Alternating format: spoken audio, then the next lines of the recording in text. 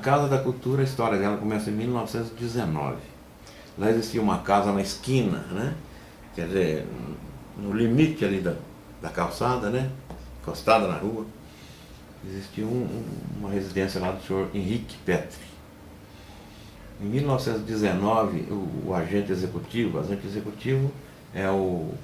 corresponde ao prefeito de hoje, comprou o imóvel. Eduardo Marques, o nome dele, comprou o imóvel. Ele pretendia construir a casa dele naquele imóvel. E ele foi a São Paulo, numa das viagens que ele fez a São Paulo, ele viu lá um palacete muito bonito, e ele fotografou esse palacete de qualquer jeito, conseguiu a planta, trouxe para cá, falou com o doutor Paes Leme, que tem uma rua dele que entra ali pelo bairro Oswaldo Rezende, se não me engano, vai até na porta do cemitério lá, né? Dr. Paes Leme foi um engenheiro que deve ter feito os projetos para ele, e o empreiteiro foi Carlos Marques, e o construtor foi Américo Zardo. Construíram aquele palacete bonito lá, né? E ele morou lá até 1932. Aí ele vendeu para um tal de senhor João de Oliveira. Aí o senhor João de Oliveira ficou lá mais uns 4 anos e vendeu para o Dr. Laerte Vieira Gonçalves. O Dr. Laerte era médico e tinha vindo de Ituiutaba. E instalou lá então um pequeno hospital chamado Casa de Saúde e Maternidade Dr. Laerte. E ele e a mulher dele moravam no hospital, era a residência dele. E era também um lugar onde ele atendia doentes e internava também, e fazia até cirurgias. Aliás, ele, para morar lá, ele teve que fazer adaptações elétricas, hidráulicas e até arquitetônicas, sem mudar, não mudou absolutamente nada.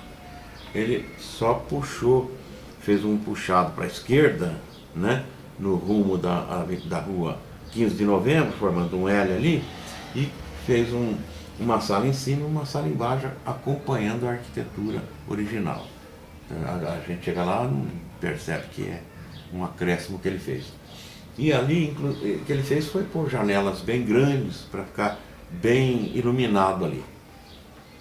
E eram salas de cirurgia. Dizem uns que era sala de cirurgia, outros que um era sala de cirurgia e o outro era sala de esterilização. Ele ficou lá algum tempo, depois comprou terreno ali para baixo, fez a casa dele, e ele ficou só no hospital. Quando foi em 1946, na década de 40, ele se aposentou como médico e alugou lá para o Dr. Caio Bardi, que continuou tocando o hospital. Depois, o Dr. Caio Bardi ficou lá 3 ou 4 anos, saiu e passou isso para outros médicos que instalaram lá uma chamada Policlínica Uberlândia. Era Dr. Ivan Miranda, Dr. Abdala Miguel, Dr. Sebastião Campos, Dr. Duarte Portilho, e tem mais um. Bom, e eles ficaram lá até 1956. Em 56 eles fundaram o Hospital Santa Catarina, lá na Avenida Getúlio Vargas, saíram de lá. Aí em 56, aí lá ficou mais ou menos assim, abandonado, até que foi para lá a delegacia, em 61. E aí o delegado regional era o doutor Inácio Gabriel Prata Neto, um sujeito muito simpático, muito agradável, mas muito truculento, duro para chuchu. E ali os porões ali foram xadrezes, né? Foram prisões de comunistas ou de supostos comunistas, né? E então o delegado vivia prendendo gente aí, recebia denúncia, mandava buscar e prendia lá até ser ouvido, né? E ficava preso ali embaixo. No fundo, onde acho que ainda hoje é uma cozinha ou uma despensa, uma coisa assim, no fundo do lado esquerdo. É uma cozinha ainda? É uma cozinha. Então, debaixo era um xadrez. Inclusive a porta que tinha lá foi trocada. Era uma grade, né, de ferro. E não tinha janelas. Então ali com as pessoas presas, né? Quem disse que sofreu muito lá foi o senhor Roberto Margonari. A delegacia ficou lá até o governo do Rondon Pacheco, quando o Dr. Rondon Pacheco foi empossado lá em Belo Horizonte. Ele... Ah, não, antes disso, eu vou voltar um pouquinho atrás. Antes da posse do Dr. Rondon, o prefeito Renato de Freitas, que entrou em 67, construiu lá no Moarama uma cadeia e uma delegacia para o Estado, com dinheiro do município, construiu para o Estado. Possivelmente em 1970, não tem muita segurança nessa data, nesse ano, mas se não foi 70, foi 71 ou 69, por aí. Acho que foi 70. A delegacia foi para lá. Deixou a Casa da Cultura aqui. Aí ela ficou há algum tempo assim, desocupada e como é que foi? Aí foi para lá depois a delegacia de polícia, depois foi para lá a delegacia fiscal, né? A delegacia fiscal foi para lá. Aliás, antes da delegacia ir para lá, havia assim uma pretensão também da delegacia de ensino ir para lá. A delegacia de ensino também queria ir para lá. Mas o Estado acabou cedendo para a delegacia fiscal. Quem estava pagando aluguel lá era a prefeitura, né? Pagando para a delegacia de polícia. Depois não sei quando a delegacia fiscal foi para lá, não sei se continuou pagando não. Eu sei que em 72, quando o Dr. Rondon reestruturou a Secretaria da Fazenda, criou 11 superintendências regionais, uma aqui em Uberlândia. Foi quando então, em 72, a delegacia fiscal foi para lá, mas já foi como superintendência regional da Fazenda, né? Esse superintendente era Zé Militão Costa. E ficou lá até 82, essa superintendência. Passaram por lá Zé Militão Costa, Afonso Gé de Azevedo Silva, que é o outro superintendente, depois Ilmar Estrela, depois Márcio Pedras. Esse Márcio Pedras foi que transferiu, saiu lá da Casa da Cultura e foi para o prédio que o Estado construiu ali na Praça do Balvilela, onde que era o fórum. Destruiu aquela beleza que era o fórum, podia ser um museu lá, né? Destruíram aquilo e construíram aquele prédio lá de 11 andares, os 3 primeiros andares para a Caixa Econômica e os 8 para a Superintendência da Fazenda. Então aqui ficou desocupado. E a Superintendência da Fazenda continuou usando para depósito de mercadorias apreendidas. Então, ficou abandonado o prédio, sem limpeza, sem manutenção nenhuma. Aí vieram as eleições e foi eleito Tancredo Neves, governador, e Zaire Rezende na prefeitura. E eu era superintendente regional da Fazenda lá no noroeste de Minas, né?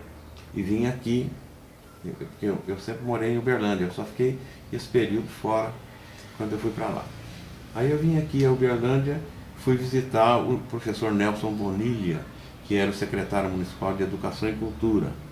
E ele então me disse que o Zaire estava separando as duas secretarias, né? Separando a Secretaria de Educação e a Secretaria de Cultura. Mas que estava procurando um local que tivesse assim um significado histórico, né? Fosse um prédio assim de arquitetura interessante, né? Para ser a sede da Secretaria de Cultura. Falou, aí eu sei onde é que tem isso.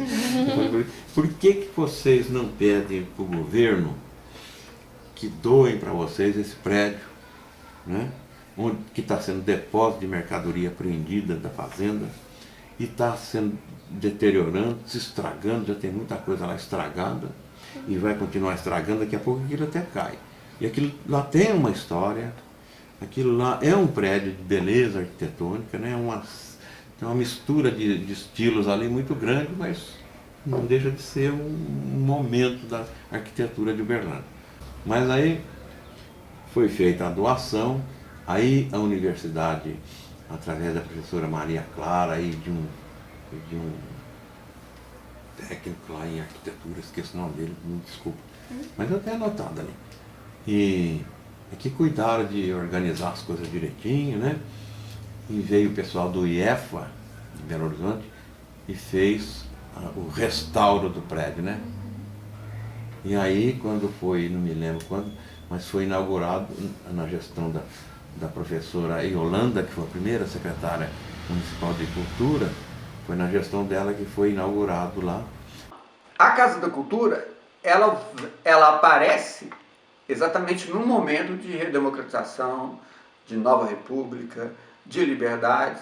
Localmente, aqui em Uberlândia, era na época do prefeito Zaire Rezende. E ele já tinha esse projeto da cultura e vai aproveitar esse prédio, que na verdade tinha sido doado em 1983, né?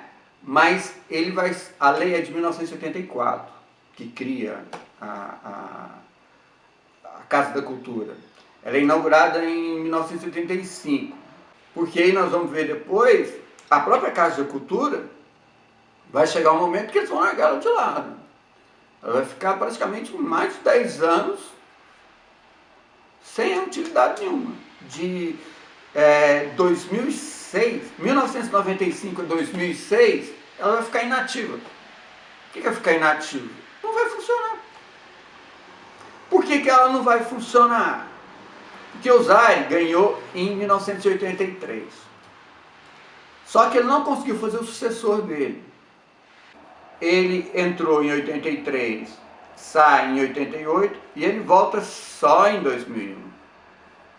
Nesse intervalo eles fecham a Casa da Cultura. Tá? Essa segunda gestão dele, ele inclusive não consegue reabrir a Casa da Cultura. Né? Quando ele vai tentar a reeleição, quem que ele vai enfrentar? Virgílio Galassa. Então, mais uma vez vai ficar para um segundo plano. Inaugurado lá, a partir daí, como se diz, a Secretaria de Cultura tem dado, como é que se diz, uma utilidade boa ao prédio, né?